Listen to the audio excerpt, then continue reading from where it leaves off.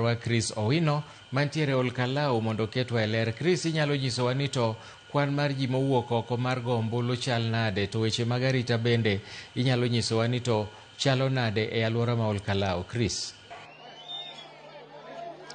Milton ane kar luto ombulu ma comprehensive school ward makai mbaga achiel kuom wards abich e kar chung od bura ma Ol-Kalou, kama chenro mar goyo ombulu dhi nyime e yo ma okwe kendo yo ma onge kod ng'ikruok moro amora. Jopiny owuok oko kar rombgi mar biro luto ombulu kendo yiero ja od bura margi manyien madhi telo negi kuom thuolo mar higa achiel kod higni kod dweche 3 mabiro. Chenro mar goyo ombulu ne ochakore seche mag okinyi kendo jopiny owuok oko kar rombgi. Nyaka sani pod jopiny medo donjo mar goyo ombulu kendo chenro ni dhi e yo makare ma onge ng'ikruok moro amora. Weche mag arita kwe bende oridi ka kwan mathoth mag obila morwako uniform mag obila kaachiel kod lep raia bende timo apedha mar neno ni onge ng'ikruok moro amora ma otimore odiochieng' ma kawuono. Mana ka waselero en ni jochung' mopogore opogore malaro kom ma kamae bende osebiro mar luto ombulu e skul primary ma comprehensive kama wantiere ni.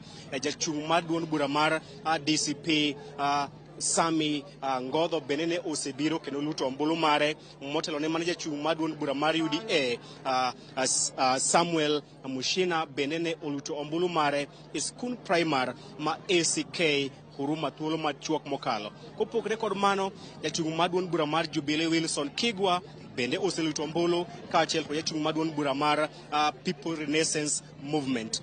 Kopogore kod mano, Milton, gima dhi nyime en ni nyaka sani gima waneno thuolo machuok mokalo en ni jopiny bang' luto ombulu gitamre dok e miechgi kendo gigoyo tach e alwora mar kuonde luto ombulu. Ataro kod siem kata chik mane ogol kod ogai mar obila Douglas Kanja kaachiel kod duol mochung' ne yiero IBC gitamre dok miechgi kendo gigoyo tach oko mar kuonde luto ombulu. E mano ma giwacho ni en chenro mar geng'o kuo mar ombulu. Kata mana geche mag jofwambo ok yiene mondo odonj e kuonde luto ombulu, gari moro amora ok yiene mondo odonj e kuonde luto ombulu ma giwacho ni en chenro mar geng'o kuo mar ombulu. An kod mo kuom jopiny kakae adwaro mondo gilernwa to ang' momiyo gitamre dhi e miechgi mar luwo duoko mag yiero kane owach kod IBC. Mnaweza tuambia jina lako na tuambie mbona umekita kambi nje ya polling station ingawaje IBC na Inspector General wa polisi Douglas Kanja alisema baada ya kupiga kura unafaa uende nyumbani. Jina lako unaitwa nani? Mimi naitwa George. Tumeka kambi hapa kwa sababu unajua hata mpaka ijua hii serikali lazima ilete wizi hapa. Jua ileta polisi mob, ndio maana hata sisi ni polisi wa Kamau Ngova, unaona? Tunalinda kura zetu. Alafu tunaona hivi Kasongo sasa umesema umekuja hapa kuzuia wizi. Hamjaona tukio lote ya wizi? Hatujaona. Sasa mnazuia wizi gani? Tunazuia magari zikiingia hapa ndani zinaweza kuja na box ama zitatusiwa huku wakuja kuvuta hapa, unaona? Sasa ndio hatutaki hiyo kitu hapa. Anasema mnazuia wizi na Inspector General wa polisi alisema msipatikane 400 meters ya polling station. Na mkipatikana hapo si mnaona mtateza zogo kati yenu na maafisa wa polisi? Wando wataanza kutuchokoza. Tuko 400 meters. We are far. 400 meters. But we can't trust polisi. Tunaelewa? Because wando still wataanza vurugu, uchokozi, nini. Then unaona wanasema magari ziingie. We don't know hiyo gari chenye imebeba, unaelewa? So sisi tuko hapa kama serikali ya sawa. Niko na mzee hapa atueleze tu anaitwa nani, na kwa kawaida watu tunaona by elections wananchi huwa jitokezi kwa wingi. Mbona wakaji wa Ol-Kalou wamejitokeza kwa wingi ingawaje hii ni by election? Ni kwa sababu ya mtu mmoja tu. Tunataka kuchagua yule mtu aliitwa Chokora, ndiye tunataka kubadilisha juu.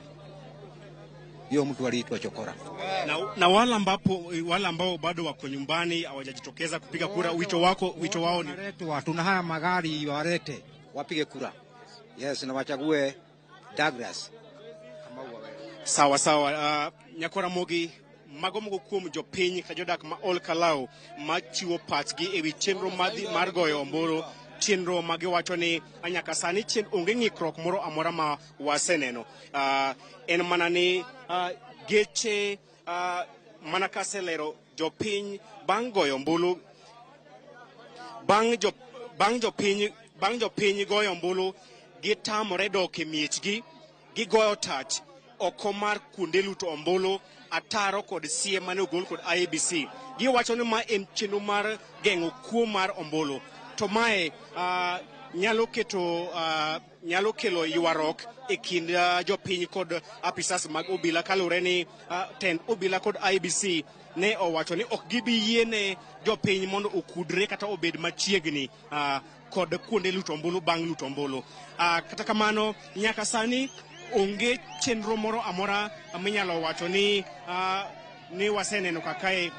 Chenro dhi nyime e yo mar kwe e kuonde luto ombulu, mana oko mar kuonde luto ombulu mwaneno ka nitiere koko ka jopiny chich ni seche moko nitiere chenro mar luto ombulu.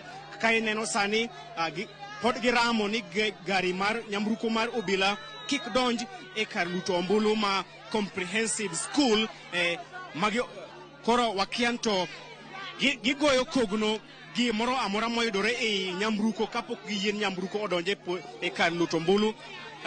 Onge gima giyien odonj, kata mana gechwa mag ute fwambo bende ochuno mondo oket tenge mabor kod kuonde luto ombulu, ka giwacho ni mago inyalo tiyo kodwa e rocho chenro mar goyo ombulu. Omiyo en chenro matek, kata doko ni chenro ni osebedo ka dhi nyime e yor kwe. Kata kamano sani waneno ka liet mar siasa medo idho malo, kalure koda mano ma jodak ma Ol-Kalou wacho ni giseneno e thuolo mokalo ka ombulu ikwaloga. Omiyo kawuono ok gibi yie mondo tim kuo mar ombulu. Wach ma kamae warito neno to chal dhi bedo nadi, obila dhi tiyo nadi, en rieko mane ma obila dhi tiyogo mar neno ni kwe odhi nyime kaka ne kwe osebedo ka chakre okinyi nyaka sani.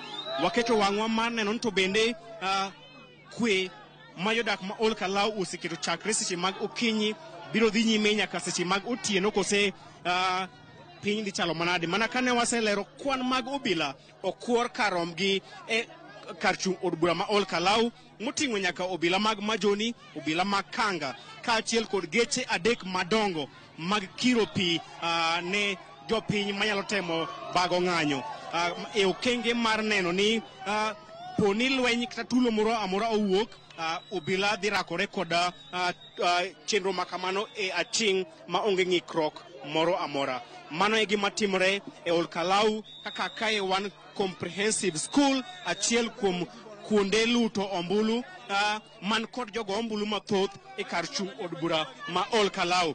Jopiny oramo ni gidwaro neno gik mani ei bag mani ei gari mar obila ni. Giwacho ni gidwaro neno ni nitiere bag ei gari mar obila. Gidwaro mondo obila oyaw bag makamago mondo gineno to ang'o ma oket ei bag makamago kapok gari giyien mondo gari mar obila ochop odonj e iye tesend kata kar luto ombulu ma comprehensive school e ward ma Kaimbaga e kar chung' od bura ma Ol-Kalou. Liet medo tedore, jopiny bende jopiny korka kor giwacho ni gin giyie nyayo kwe, gidwaro kwe, kata kamano gima ok gidwa en kuo mar ombulu. Omiyo ka gineno gima ginyalo chichgo, giwacho ni ma omiyo ok gibi weyo thuolo kata thuolo matin ne gima gichichnego nyalo kelo kuo mar ombulu mondo yud thuolo e yiero makamae. Fadha yiero makamae okelo kanyakla jochung' 9 mag duond buche mopogore opogore. Jachung' mar duond bura mar DCP Sami Ngodho, jachung' mar duond bura mar UDA Samuel Mushina, kaachiel kod jochung' mamoko. Koro Fadha, mae gima timore Ol-Kalou, chenro mar ogoyo ombulu dhi nyime e yor kwe, mak mana ni jopiny oramo ni onge gari moro amora ma ibiro yiene mondo odonj e kuonde luto ombulu. e chenro mar geng'o paro moro amora mar temo kwalo ombulu kaluwore kod pach jopiny. Kata kamano arita oridi, obila morwako uniform mag obila kaachiel kod lep raia timo apedha kendo luorore mar somo gima timore e kuonde luto ombulu duto. Koro waketo wang'wa, wabiro miyo nyikwara mogi wechegi achiel kachiel kaka timore, kech ma emomiyo wan kaka e Ol-Kalou nyaka giko, nyaka sima chenro mar goyo ombulu biro rumo kendo land jaloch. Wan kaka kendo wabiro miyo nyikwara mogi ler e yo malong'o. Koro waneno kanyo obila otiyo kod teko margi mathoth kendo gari mari odonjo e kar luto ombulu ma comprehensive githuon kata doko ni jopiny notemo keto ageng'a, gitiyo kod teko margi kendo gari margi odonjo iye, kata doko ni jopiny ne oramo ni onge gari madonjo e kar luto ombulu makamano. Mano e ka chal mar wach e kar luto ombulu ma comprehensive e ward ma Kiambaga e kar chung' od bura ma Ol-Kalou. Liet mar siasa medo idho malo,